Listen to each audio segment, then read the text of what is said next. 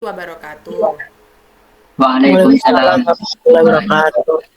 Kami dari kelompok 2 akan mempresentasikan laporan minikes basis data dengan tema sistem pemesanan makanan di kafe.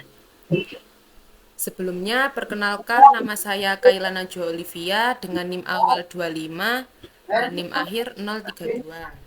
Adapun rekan saya, Perkenalkan, nama saya Cahaya Rumania Hidayat dengan NIM awal 250. Perkenalkan, nama saya Alisna Maya Sanya Putri Irawan dengan NIM awal 25, NIM akhir 027. Perkenalkan, nama saya Khairul Hanabi dengan NIM awal 25 dan NIM akhir 044. langsung saja di sini masuk pada deskripsi kasus. Minikes yang dibuat adalah sistem pemesanan makanan di kafe. Sistem ini digunakan untuk membantu proses pengelolaan data pangan, data menu makanan dan minuman, serta data transaksi pemesanan pada sebuah kafe secara lebih terstruktur dan efisien. Sebuah kafe membutuhkan sistem basis data sederhana untuk membantu pengelolaan data operasional. Sistem ini digunakan untuk menyimpan data pelanggan kafe, data menu makanan dan minuman, serta data transaksi pemesanan pelanggan. Sebelumnya, pencatatan data dilakukan secara manual, sehingga sering terjadi kesalahan pencatatan, data sulit dicari, dan proses pengolahan data menjadi kurang efisien. Oleh karena itu, dibuatlah sistem basis data sederhana menggunakan SQL agar data dapat tersimpan dengan lebih rapi dan mudah diakses. Selanjutnya, yang kedua yaitu daftar tabel dan relasi. Dalam minikes sistem pemesanan makanan di kafe ini, database dirancang menggunakan beberapa tabel yang saling berhubungan untuk mempermudah proses pengelolaan data. Yang pertama itu menggunakan tabel pelanggan. Tabel pelanggan digunakan untuk menyimpan data pelanggan kafe seperti nama pelanggan dan nomor telepon. File-nya yaitu ID pelanggan menggunakan primary key, nama pelanggan, dan nomor HP. Lalu selanjutnya ada tabel menu. Tabel menu digunakan untuk menyimpan data makanan dan minuman, serta harga dan jumlah stoknya. File-nya ID menu menggunakan primary key, nama menu, harga, serta stok. Selanjutnya menggunakan tabel pesanan. Tabel pesanan digunakan untuk menyimpan data transaksi pemesanan pelanggan.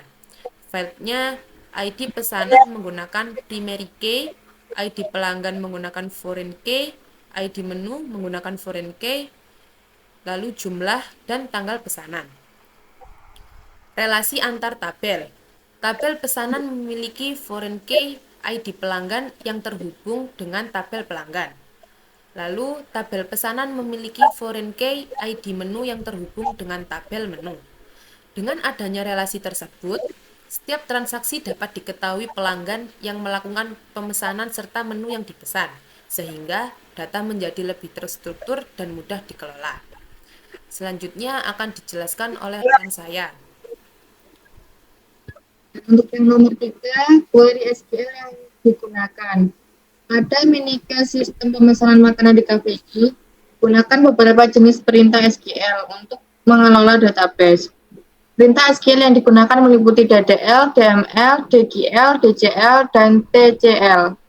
Setiap perintah memiliki fungsi yang berbeda. DDL itu digunakan untuk membuat database dan tabel. DML digunakan untuk menambahkan data. DQL digunakan untuk menampilkan data. TCL digunakan untuk mengatur hak akses pengguna. Sedangkan TCL sendiri itu digunakan untuk mengatur transaksi database.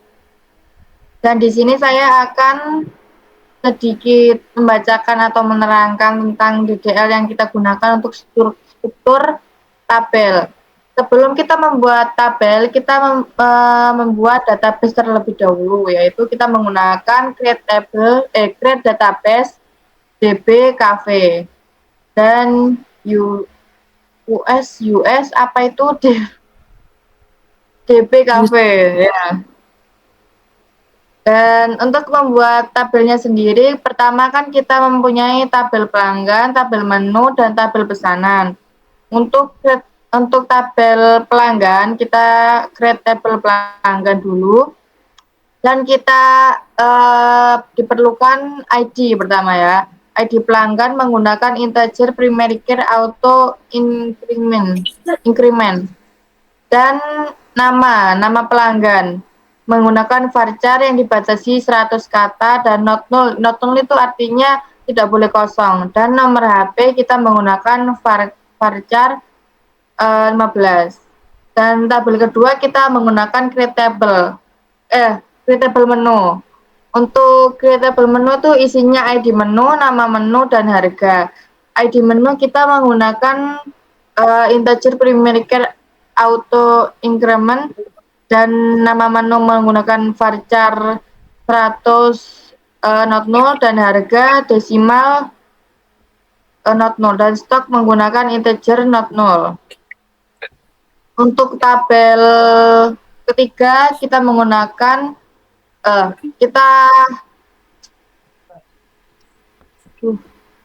kita menggunakan creatable yang isinya ID pesanan, ID pelanggan, dan ID menu jumlah, dan tanggal pesanan. Untuk ID pesanan kita menggunakan integer primary key auto increment, dan ID pelanggan integer biasa, ID menu integer, dan jumlah menggunakan integer not null. Untuk tanggal pesanan menggunakan date ya wes. Terus foreign key ID pelanggan, referensi pelanggan, ID pelanggan, dan foreign key ID menu, references menu, ID menu. Dan deskripsinya itu untuk menampilkan tabel-tabel tersebut ya, deskrip tabel pelanggan, menu, dan pesanan.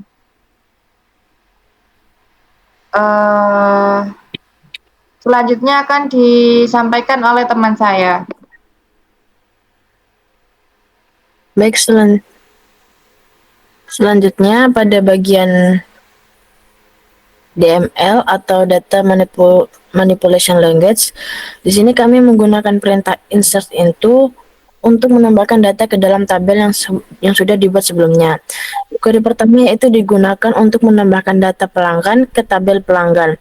Data yang dimasukkan berupa nama pelanggan dan nomor telepon pelanggan seperti Aisyah, Caca, Kaila, dan Ana. Kemudian query kedua digunakan untuk menambahkan data menu ke tabel menu. Data yang dimasukkan itu berupa nama makanan, minuman, dan harga. Dan jumlah stok menu seperti nasi goreng, es teh, mie ayam, dan bakso. Selanjutnya, query ketiga digunakan untuk menambahkan data transaksi ke tabel pesanan. Pada tabel ini terdapat ID pelanggan dan ID menu yang berfungsi sebagai foreign key untuk menghubungkan tabel pelanggan dan tabel menu. Selain itu, juga terdapat jumlah pesanan dan tanggal pemesanan. Dengan adanya data tersebut, database dapat digunakan untuk melakukan pengujian query dan menampilkan hubungan antar tabel. Lalu selanjutnya, kita menggunakan select from pelanggan di sini untuk menampilkan seluruh tabel yang berisi data-data tersebut. Selanjutnya akan dijelaskan oleh rekan saya.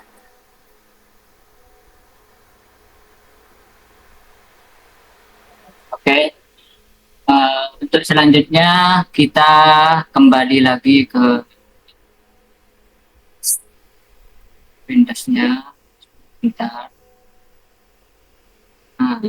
Setelah kita membahas tadi mengenai DDL, Data Definition Language, kemudian DML, maka kita perlu mengetahui juga yang namanya DKL.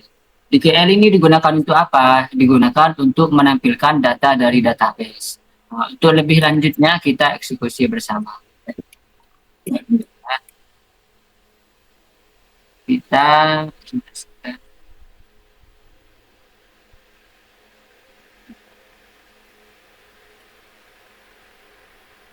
Oke. di query ke-6,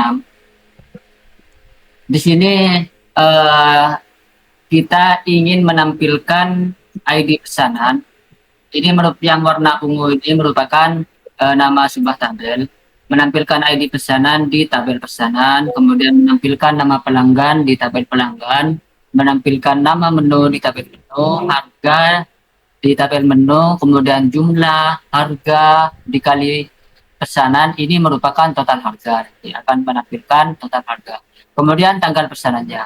Nah, ini semua diambil dari tabel mana? Yaitu diambil dari tabel pesanan. Kemudian tentu tabel pesanan ini harus join ke tabel yang lain. Makanya join pelanggan.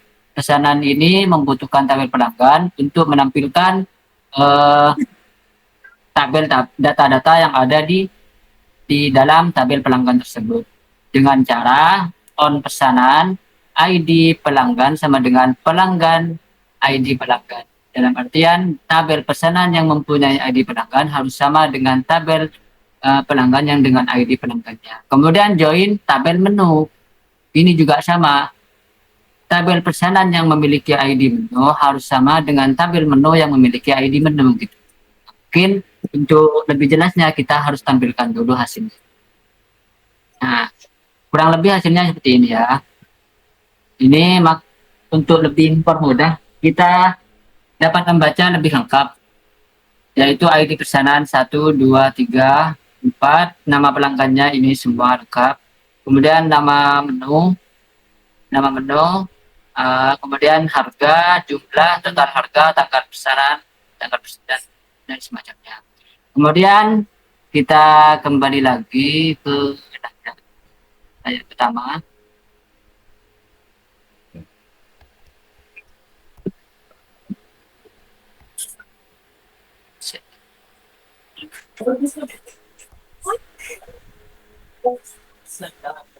Oke, ini di bagian DCL, Data Control Language, yaitu digunakan untuk mengatur hak akses pengguna database. Nah, yang mana kita itu sama sebenarnya membuat tabel, membuat user admin dengan identify by admin 123. Nanti penjelasannya gimana, yaitu card user di sini digunakan untuk membuat pengguna baru bernama admin cafe. Sedangkan perintah run digunakan untuk memberikan hak akses seperti select, insert, dan update pada database DB Cafe gitu. Mungkin kurang lebihnya seperti itu terkait DCL. Selanjutnya ada TCL, Transaction Control Language. TCL di sini kita langsung penjelasannya. Digunakan untuk memulai transaksi database. Query update digunakan untuk mengurangi stok menu setelah terjadi pemesanan. Sedangkan insert info digunakan untuk menambahkan data pesanan. Perintah commit di sini, commit ini digunakan untuk menyimpan seluruh perubahan data secara permanen ke database. Nanti disimpan secara permanen. Nah, mungkin kita bisa lihat hasil eksekusi query yang telah kami buat tadi di ya. Nah, ini merupakan screenshot hasil. Ini merupakan struktur tabelnya, ini hasil insertnya, ini hasil join yang tadi. Ini hasil grade ya. Kemudian ini hasil commit-nya. Oke. Mungkin sudah jelas ya teman-teman semua. Sekarang kita masuk ke pembahasan terakhir, yaitu kesimpulan di poin kelima. Berdasarkan minikes yang telah dibuat tadi, dapat disimpulkan bahwa basis data sangat membantu dalam proses pengelolaan data agar menjadi lebih terstruktur dan mudah diakses. Pada minikes sistem pemesanan makanan di kafe, database berhasil dibuat menggunakan 3 tabel yang saling berelasi, yaitu tabel pelanggan, menu, dan pesanan. Penggunaan primary key dan foreign key membantu menjaga hubungan antar data sehingga informasi transaksi dapat ditampilkan dengan lebih lengkap. Selain itu, penerapan DDL, DML, DKL, DCL, dan DCL menunjukkan bahwa SQL dapat digunakan untuk membuat database, mengelola data, menampilkan data, mengatur hak akses, serta mengelola transaksi dengan baik. Mungkin hanya itu yang bisa kami sampaikan. Kami kembalikan lagi ke Audit dari Kaidah. Baik, itu saja yang dapat kami sampaikan. Kurang lebihnya mohon maaf. Wassalamualaikum warahmatullahi wabarakatuh. Waalaikumsalam. Waalaikumsalam warahmatullahi wabarakatuh. Tuh. Anjir, waktunya habis, Cok. Ternyata